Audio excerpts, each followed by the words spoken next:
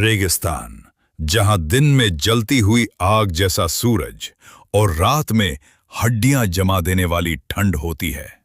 लेकिन कहते हैं वहां सिर्फ रेत ही नहीं, कुछ और भी भटकता है। बहुत समय पहले की बात है। राजस्थान के एक छोटे से गांव खेजरली के पास एक विशाल रेगिस्तान था। लोग उसे मौत का मैदान कहते थे। वजह थी, रात के समय वहां से अजीब आवाजें आती थीं, और जो भी उस रास्ते से अकेले गुजरता वो कभी वापस नहीं आता। गांव के बुजुर्ग अक्सर कहते थे, रेगिस्तान में एक भटकती आत्मा है। वो प्यासे लोगों को अपने पास बुलाती है और फिर उन्हें हमेशा के लिए रेत में दफना देती है। लेकिन जैसे हर कहानी में होता है, कोई ना कोई होता है जो इन बातों पर यकीन नहीं करता। इस बार वो था वीर। वीर एक ऊंट व्यापारी था, बहादुर, जिद्दी और थोड़ा घमंडी भी। एक दिन उसे पास के शहर तक माल पहुंचाना था। सबसे छोटा रास्ता था रेगिस्तान के बीच से। गांव वालों ने उसे रोका, रात होने से पहले वापस आ जाना, और अगर देर हो जाए तो वहीं रुक जाना, आगे मत बढ़ना। वीर हंस पड़ा, मैं भूतों से नहीं डरता, और वो निकल पड़ा। दिन भर सफर के बाद सूरज ढलने लगा। आसमान लाल हो गया और हवा अचानक ठंडी। वीर ने सोचा, थोड़ा और चल लेता हूं, शहर पास ही होगा। लेकिन जैसे जैसे वो आगे बढ़ा, रास्ता अजीब होने लगा। रेत के टीलों का आकार बदलने लगा, जैसे कोई उसे भटका रहा हो। अचानक उसके ऊंट ने चलना बंद कर दिया। क्या हुआ? वीर ने पूछा।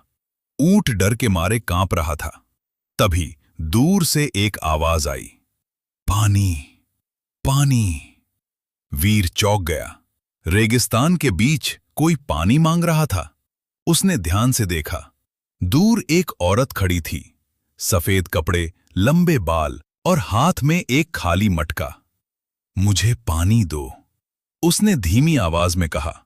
वीर थोड़ा घबराया, लेकिन इंसानियत के नाते उसने अपनी मशक से पानी निकालकर उसकी तरफ बढ़ाया। जैसे ही औरत ने पानी लिया, उसने सिर उठाया। उसकी आंखें पूरी तरह काली थीं। वीर पीछे हट गया। तुम कौन हो? औरत मुस्कुराई, तुम्हारी मदद करने वाली। अचानक हवा तेज हो गई। रेत का तूफान उठने लगा। वीर ने अपने चेहरे को ढका, लेकिन जब उसने फिर देखा, वो औरत उसके बिल्कुल पास खड़ी थी। अब तुम कहीं नहीं जा सकते, उसकी आवाज गूंजने लगी। वीर ने भागने की कोशिश की, लेकिन उसके पैर रेत में धंसने लगे। जितना वो निकलने की कोशिश करता, उतना ही नीचे जाता। बचाओ! वो चिल्लाया, लेकिन चारों तरफ सिर्फ रेत और हवा की डरावनी आवाज।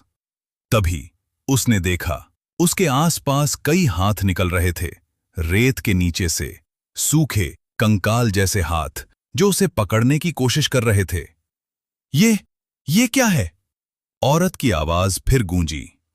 ये वो लोग हैं जो यहां से गुजरते थे। अब ये सब मेरे साथ हैं।